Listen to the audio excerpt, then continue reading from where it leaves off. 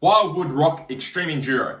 So you've got Prologue, which can be anywhere from 2 minutes to 20 minutes, depending on your speed, which is quite a bit of a variation.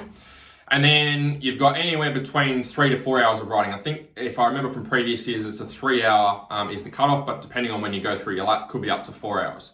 And the laps generally between half an hour to an hour, again, depending on your speed and ability. So in this video, I'm just going to give you 3 things that I get our riders to focus on leading up to Wildwood, and also what I get them to focus on leading up to some of the grassroots rounds as well.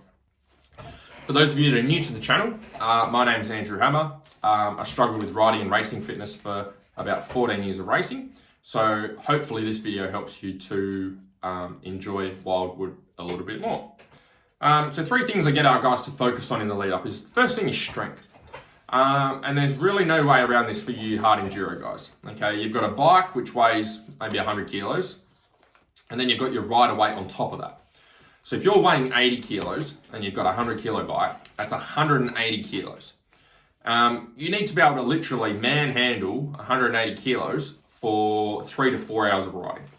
Now that's a fair bit of weight to be able to manhandle, okay? Lifting up through rock gardens, on the side of hills, hill climbs, going through different sections, going over logs, pivot turns, all the rest of it. That is a shit ton of weight. Now, there's no amount of cycling, no amount of running, no amount of body weight work that you can do to build the strength you need to wrestle around 180 kilos, okay? The only way you can build that level of strength is by doing some weight training. So what I get our guys doing with our weight training is we'll do movements like back squats, deadlifts, bent over rows, overhead presses. And if we can get our guys a lot stronger with these movements, it's going to make their 100 kilo bike feel a lot lighter. If we can get it to feel a lot lighter, then they'll use a lot less energy when they go and ride. So while everyone else is fading at the end of the race, our guys are able to be more consistent all the way through. Excuse me, and hopefully pick up some more spots. Maybe you can too if you watch this video in time. Second thing I get our guys to do is, so it's focusing on the cardio side. So one of the things with hard enduro is that, yes, you might be on the bike for 3 to 4 hours, but it's not like running a marathon, is it? It's not like you just consistent pace, 3 to 4 hours, get into a rhythm and off you go. And it's not like riding a cycling bike where you just get into a nice rhythm for 3 to 4 hours and off you go. Because there's certain parts of the track that require a lot more effort and a lot more energy than other parts of the track. And that's, I think, the hardest thing about hard enduro is you've got the parts of the track where you just go all out, all intensity, really wrestling, muscling the bike around for a period of time. And then you might get a bit of a break before you get to the next section, and then you go again. So it's not actually 3 to 4 hours of racing. It's 3 to 4 hours of bursts of very intense effort, followed by a bit of rest, followed by intense effort, followed by rest. It's like a series of intervals, isn't it? So what I get our guys to do is focus on more interval training. So you could do things like you could jump on the rowing machine and you could do 250 meters on the row. So let's make it a bit easier. Let's say you could do a minute flat out on the rowing machine, followed by a minute rest. And you could do that for say for 6 rounds, total of 12 minutes. You could do that in a body weight alternative. You could do burpees.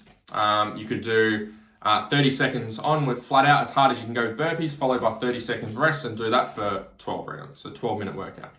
So the whole goal is just you're working on getting your body to go very intensely and then rest, and then very intensely and then rest. So that's what we focus on with our guys with the cardio side. Third thing to focus on in the... I've got it written down. I probably made an error here, but I'll share it with you anyway. Third thing to focus on in the lead up is doing an adequate warm up on the actual event day. The amount of times that I hear that guys don't prologue well and then have to go past a whole heap of guys and go through traffic on race day is insane. And the biggest problem for this is just not warming up adequately before prologue. Okay, like if you find that you always do better in the race than you do in prologue, chances are it's probably because you're not warming up properly before prologue. You're going out there cold. And that's why you're finding race day you do better, because you've got more time to get warm. You get better as you keep riding. So instead of getting better halfway through the race, you want to try and do something to feel good going into prologue, before prologue. Okay, not at the end of the prologue and definitely not into the race. We want to do it before then. So what you want to do is just get your muscles warm, okay? Do some simple stuff. It could be like 3 rounds of 10 push-ups, 10 squats.